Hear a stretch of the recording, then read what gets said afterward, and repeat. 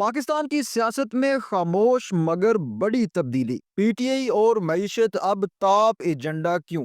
معزز دوستو، کچھ عرصہ پہلے تک ایسا لگ رہا تھا کہ پاکستان میں سیاست دم توڑ چکی ہے، فیصلے کہیں اور ہو رہے تھے اور سیاسی جماعتیں محض تماشائی بن کر رہ گئی تھیں۔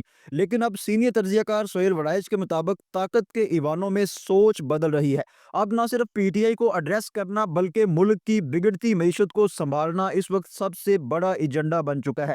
سوال یہ ہے کہ یہ تبدیلی کیوں آئی اور اس کے پیچھے اصل کہانی کیا ہے؟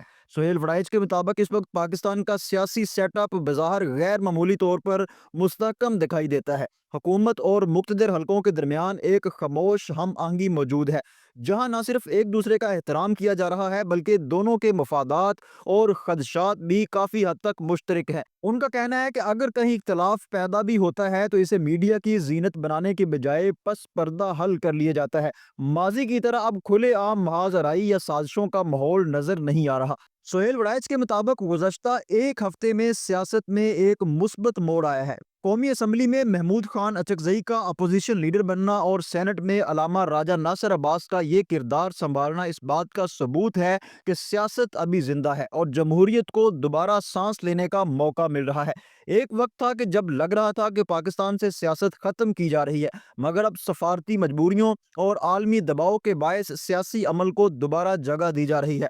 سہیل وڑائچ کے مطابق اس وقت اسٹیبلشمنٹ اور حکومت کی توجہ دوبارہ بڑے قومی ایشوز پر مرکوز ہو چکی ہے، جن میں نئے صوبوں کا قیام، مضبوط بلدیاتی نظام، این ایف سی ایوارڈ اور سب سے اہم پی ٹی آئی کے سیاسی مسئلے کا حل شامل ہے۔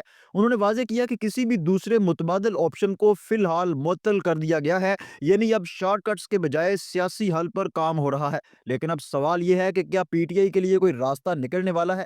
تجزیہ کار کے مطابق یہ بات واضح ہوتی جا رہی ہے کہ پی ٹی آئی کو نظر انداز کرنا اب ممکن نہیں رہا۔ معاشی بحران، عالمی دباؤ اور اندرونی سیاسی بے چینی نے نظام کو مجبور کر دیا ہے کہ وہ ٹکراؤ کے بجائے حل کی طرف جائے۔